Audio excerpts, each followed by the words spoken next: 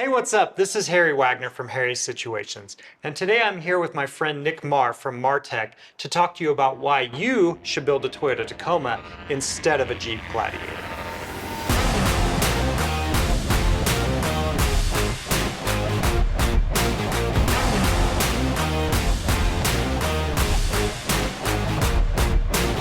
So Nick, off the top of your head, what's the first reason you can think of that people should build a Toyota instead of a Jeep?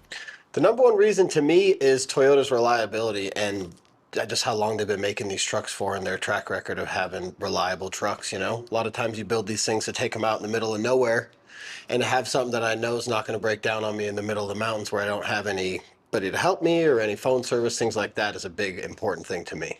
I should note we're talking about a Jeep Gladiator compared to a Toyota Tacoma. So Jeep Wranglers, great vehicle, but it's not a truck, right? This is a four-door truck with a truck bed, just like a Jeep Gladiator. So a little more apples to apples comparison. The wheelbases are very similar. The sizes are very similar. Personally, I think of Tacomas. You know, there's a lot of Tacoma bros out there. They put a lot of overlanding stuff on them. They're sort of the overland vehicle of choice. People put 33s on them. They're pretty good up until that point with the stock axle. Jeeps, you know, like a Gladiator, you can fit 35s on very easy, even 37s. Yeah, and a lot of times, you know, once you get to a 37 to a 40-inch tire, you end up having to replace everything under the truck anyways, which is where you get to a level playing field of basically taking your vehicle, making it practically a hovercraft, and then redoing everything from the chassis down. Whereas, you know, our kits obviously offer the frame side mounts for everything, axle side mounts, the same way you do a long arm kit on a Jeep or whatever you'd go with there, you know, custom four-link kit, whatever it may be. I know those Gladiators have electric power steering as well, so you're gonna be replacing all that stuff the same way we replace all that stuff here. So really the cost is very similar once you make that step to a 1-ton axle going from a stock vehicle to a fully built vehicle. So I had a Toyota pickup that had IFS, and I put a solid axle underneath it with leaf springs. And one of my complaints about that truck was, you know, with the IFS, it had torsion bars. The front frame wheels were pretty much straight. So the packaging with that leaf spring, in order to have enough room for Uptravel, for the steering components, the truck ended up being really tall. I couldn't keep it low. Now this truck on 40s is pretty low. I mean, is that because it's a Rockcrawler? Does it have very limited Uptravel, or how have you accounted for that? As the truck sits, it's about 5 to 6 inches of Uptravel at ride height. It could be a little more for like the higher speed desert stuff, but for the mixed variation of what I do, you know, whether it be just kind of out camping, Rubicon, going out on desert trips like we did, and daily driving, it really works well for what it is. Paired with a nice set of bump stops and everything, it rides pretty good. And that's twice as much Uptravel as my truck had.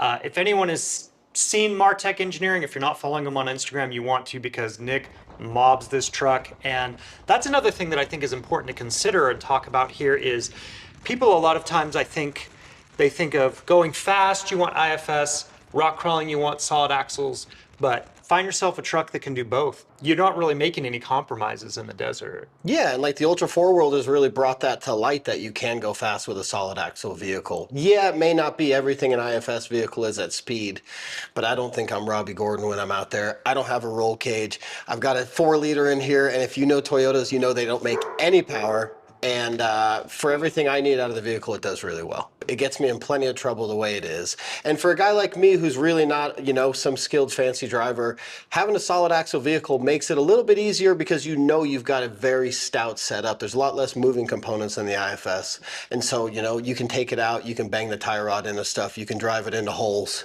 and it still goes down the road straight on your way home. Nick, are you willing to share any of your secrets as far as how to get a solid axle truck to work well with regards to things like shock valving, spring rates? What do you got on your own personal truck behind us here?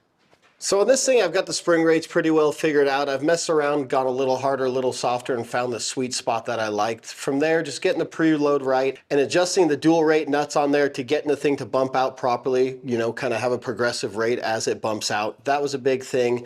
These shocks are actually stock valving off the shelf. We haven't touched them. There is a little bit left in them. I think that it can soften up a little bit to give you a better feel. The biggest thing we focused on this was not making any compromises on link geometry, you know, separation at the axle, separation at the frame, link lengths to continue your maintained caster throughout your whole cycle of your suspension to where you don't get any negative feedback in the wheel. Another big important thing with solid axles is your lengths of your panhard bar and your drag link need to be very close, if not exactly the same. I think this is within an inch. Pickup points on the frame and the axle are very important too. They have to match so that everything moves in unison, which is what gives you no negative feedback in the wheel, no bump steer, things like that, which allows you to drive fast with confidence, knowing that the truck's not going to do anything that you're not expecting it to do. So the kit works with a 99 plus axle, 99 to current really. Okay. I didn't know enough about Super Duty axles when I first started, and I did the 99 to 04 axle because there was a little bit less material to have to grind off from the get-go. I believed it may be a little bit lighter, things that really weren't too important when I got through and learned everything I did, you know. The newer axles have a larger unit bearing than this axle has. They have a larger axle shaft. You can run an off-the-shelf 1550 axle shaft that you're pretty much never going to give an issue to. And, you know, I think another factor in going fast is tire size, right? Like I have this old Ford truck that has 42-inch trail grapplers on it. Big tires make for small holes, right? So if you have IFS, maybe in theory it works better. One tire hits an obstacle, but whether it's the suspension geometry, the diff size limits you to like a 33-inch tall tire. You're really leaving a lot on the table there compared to being able to run something like a 40, I feel like. I mean, is that your experience as well? Absolutely, yeah. I almost feel like the primary suspension on this truck is the tires. You know, we get out into the dirt, I drop it down around 10 PSI, and that tire will flex a couple inches, which eats up a lot of the chop that the shocks can't move fast enough to absorb. Okay. That was a big reason. You know, my last vehicle had a 37-inch tire, and I definitely wanted to step up a little bit more just to eat up the rocky terrain that we have around here. And are you running, you mentioned 10 PSI in the Nitto Trail Grapplers. Are you running beadlock wheels then? I am, yeah. I've got the Battleborn Sierra beadlocks on here. They're just a single outer beadlock, but they do the job plenty well. Now, do you find most of your customers are just buying link kits? Can they source shocks from you and spring rates and things like that as well? Yeah, so I offer every bit of information that you're going to need for doing the swap. I've got a couple install videos on my YouTube channel as well. I can source shocks, I can source all the steering parts. We manufacture the kits, the steering shaft from your firewall to your steering box, all that kind of stuff. All the hard parts that you're going to need to where at the end of the day you can buy our kit and our supporting products, the necessary parts like your shocks, your bump stops, your limit straps, things like that, off the shelf, and you could practically lock yourself in the garage and drive out with a finished vehicle. Taking all the guesswork out of it. That's the goal, right? I think a lot of people out there are good welders and they're confident in their abilities to cut things off of a truck and weld new things on.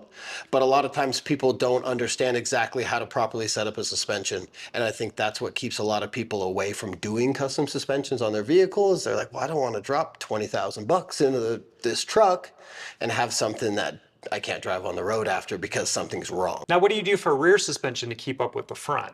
So our rear suspension is our trailing arm kit. We run a 12-inch shock in the back that pulls about 15 inches of travel. All of that stays under the bed as well, so you're not compromising any bed space. So one of the complaints I hear about the Gladiator is the wheelbase. It's 137 inches, so really long from a Jeep perspective. The wheelbase on this is 135 inches. Okay, so pretty close to a Gladiator. The nice thing with a Tacoma is you can get them in different configurations, right? You have an extra cab truck you're going to build next? I have a single cab that I'll be building next, Okay. But I think the single cab wheelbase and the extra cab wheelbase go in increments of 12 inches. Okay. So if you were to do a single cab build, you'd be 24 inches shy of this, so it'd be 111. And then you'd be at, what's that, 123 in the middle if you did an extended cab. Okay. What do you see, I guess, as the trade-offs between having a longer wheelbase? Do you feel like this is too long?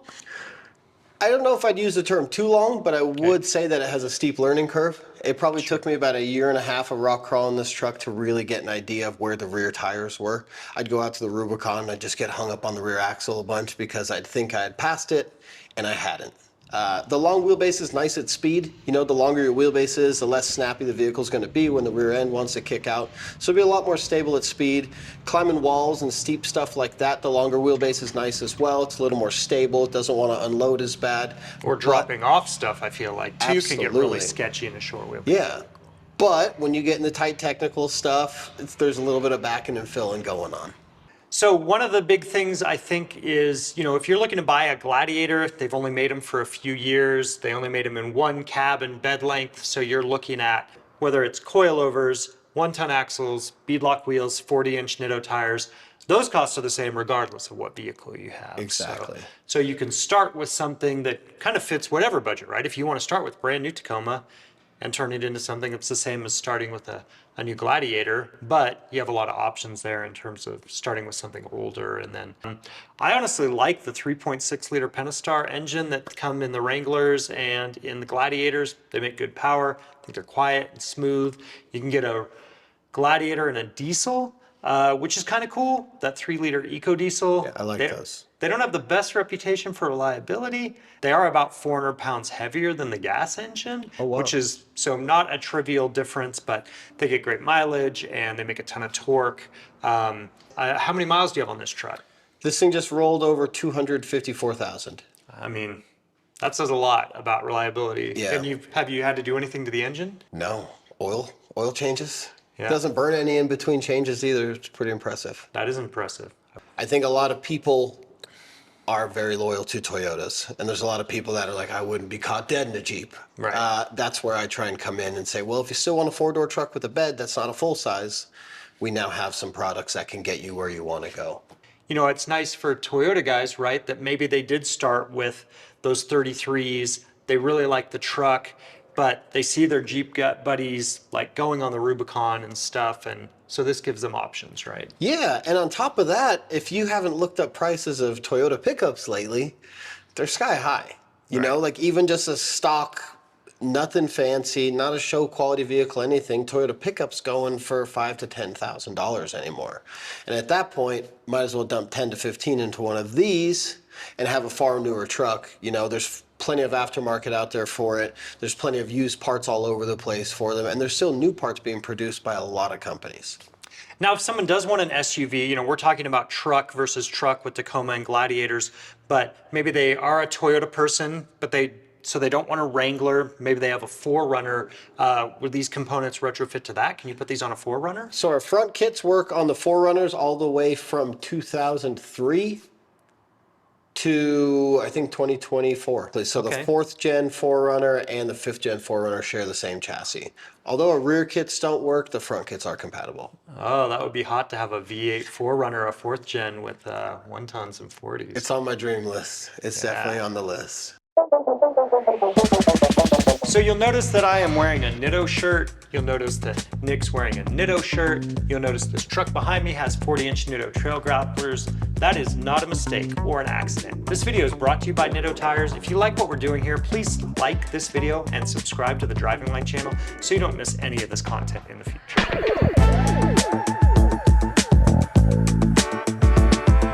So we talked about engines, but then transmissions and transfer cases are part of the equation as well, right? Like the Jeep comes with an 8-speed that I think is really good. They have a new process transfer case, so it can either have, you know, aluminum case, chain driven, pretty much the same as this. But if you get a Rubicon, you do get a 4-to-1 case. There's a 4-to-1 first gear in that 8-speed, which is nice. What's your opinion on transmission options or transfer case options? Are you running like an Atlas in this, or what do you have for gearing? My drivetrain's bone stock. Wow. Stock motor, stock transmission, stock transfer case. Still has a chain-driven case in it. I have the push button on the dash still hooked up to where I can just turn a little switch and I'm done. Wow. I think the Jeeps do have the Toyotas beat in this case of where you can do a 4-to-1 transfer case.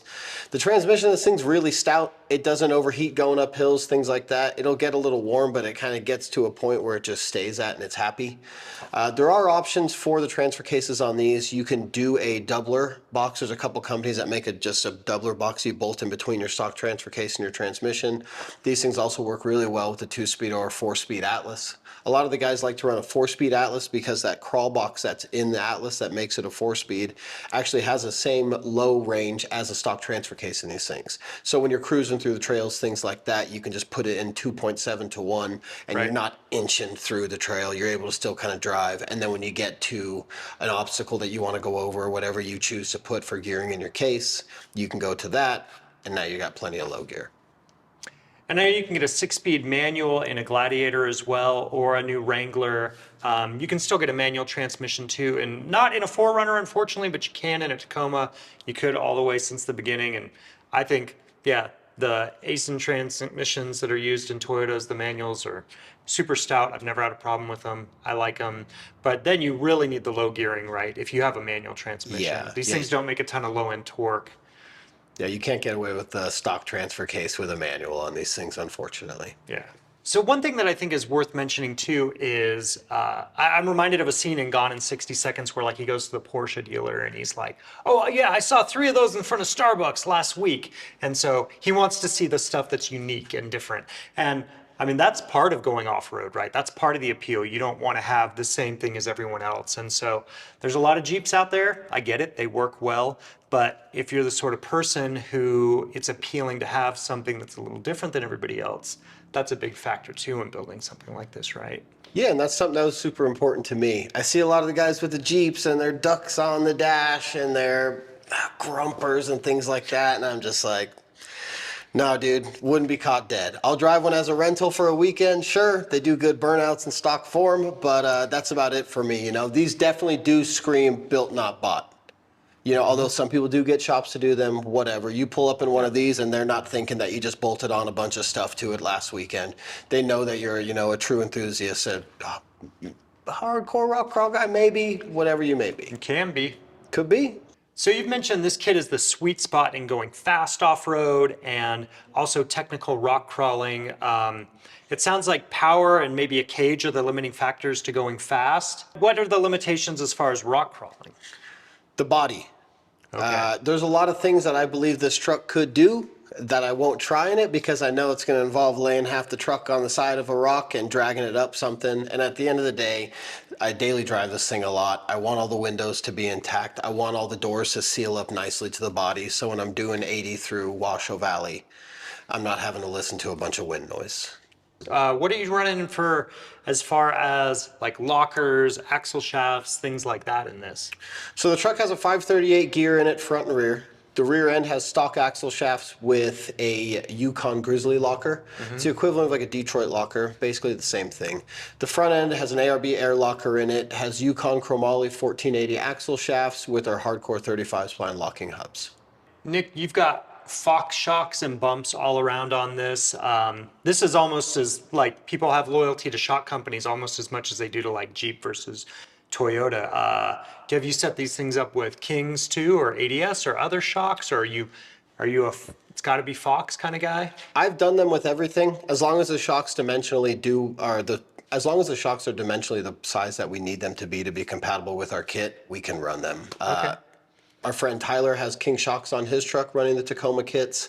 We actually are doing a 3rd gen Tacoma trailing arm kit soon with ADS shocks. I've built them with Radflow shocks. And actually, when I first got this thing done, it had Radflow front shocks, Fox rear shocks, and King bump stops. Okay. And a lot of that was kind of, I had a couple parts sitting around, and when I was buying all the parts, it was during COVID time, so you kind of just had to jump on whatever you could find available. Sure. Which is when I came across those Fox internal bypasses I have in the back. And then from there, I got in touch with a guy named Shane Alfer from Fox, who kind of roasted me a little bit. He's like, what's going on with your truck? Why do you have so many different shocks? I was like, man, I just did what I could. I wanted to go out, you know, wheeling, go out in the desert, so I just did what I could. And he was great enough to get me set up with all the proper stuff from Fox to where I have a full matching setup on the truck now. Yeah, I mean, that was, I think, the biggest factor for me too during the pandemic was, is it available? And you got to jump on it. If Right. it was, you're like, yeah, send it now, you know. I didn't really care about having an internal bypass. I just wanted a standard coilover, and that was all that they had. And it ended up working out really well. Having that little bump zone built into the shock really added a little bit more tunability to the setup.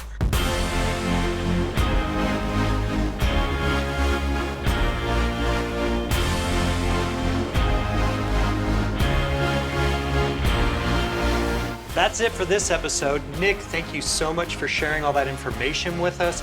I know for me, I definitely want a Tacoma with 40s and 1 tons now.